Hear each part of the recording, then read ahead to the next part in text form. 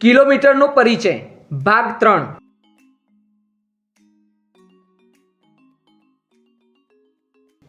આજે તમે શીખશો લંબાઈને કેવી રીતે ઉમેરવામાં આવે છે અને એક જ લંબાઈને બતાવવા માટે ઘણા એકમોનો કેવી રીતે ઉપયોગ કરી શકાય છે।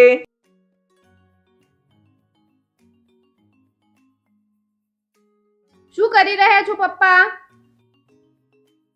હું મારી ફેક્ટરીની ઇમારતની દિવાલની લંબાઈ લખી રહ્યો છું। પરંતુ કેમ? કેમ કે મારી ઇમારતની સુરક્ષા માટે કિનારી પર તાર લગાડવાના છે। કેટલી લાંબી છે તમારી ફેક્ટરીની કિનારી? આવ શોધવામાં મારી મદદ કર। જો મેં આ કાગળ પર અમારી ફેક્ટરીની ચારે બાજુની કિનારી દોરીને તેમની લંબાઈ લખી દીધી છે। હવે આને ઉમેરવામાં તું મારી મદદ કરી શકે છે? સારું, તમારી ઓફિસની કિનારી એક ચોરસ છે અને બધી બાજુઓની લંબાઈ સરખી છે।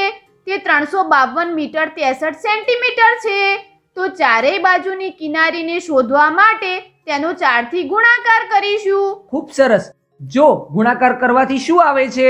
63 સેન્ટીમીટરનો 4 વડે ગુણાકાર કરવાથી આવશે 252 સેન્ટીમીટર। સારું। અને 352 મીટરનો 4 વડે ગુણાકાર કરવાથી આવશે 1408 મીટર। આનો અર્થ એ છે કે તમારી ઓફિસની કિનારી 1408 મીટર અને 252 સેન્ટીમીટર છે। ગણતરીના હિસાબે તો તે સાચું જણાવ્યું છે જીગર, પરંતુ આને થોડુંક વધારે સારી રીતે લખી શકાય છે। કેવી રીતે?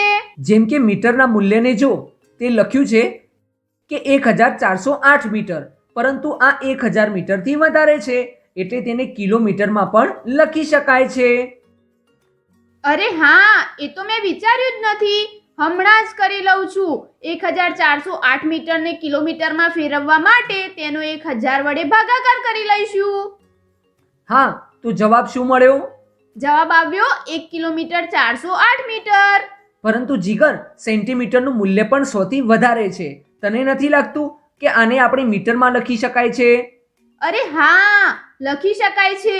તો પછી લખી જો, વિચારી શું રહ્યો છે?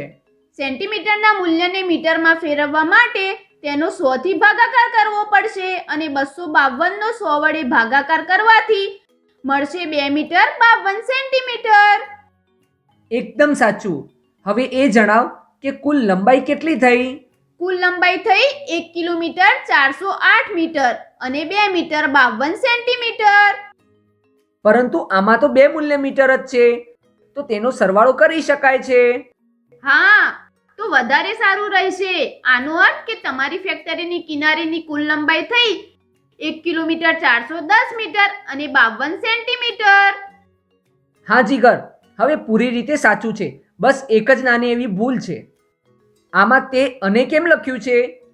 તેની જરૂર નથી, તેને દૂર કરી દે। પણ તેને દૂર કરવાથી તો એક જ લંબાઈને જણાવવા માટે 3 એકમનો ઉપયોગ થઈ જશે। તો શું થયું? લંબાઈ લખવામાં અને જણાવવામાં 3 કે 3 થી વધારે એકમ પણ ઉપયોગમાં લઈ શકાય છે। તેને લખવા માટેની સાચી રીત આ જ થશે। 1 કિલોમીટર 410 મીટર 52 સેન્ટીમીટર, જેનો અર્થ થયો 1 કિલોમીટર 410 મીટર અને 52 સેન્ટીમીટર।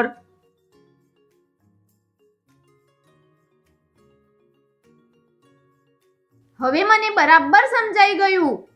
આજે તમે શીખ્યા લંબાઈને કેવી રીતે ઉમેરવામાં આવે છે અને એક જ લંબાઈને દર્શાવવા માટે ઘણા એકમોનો ઉપયોગ કરી શકાય છે।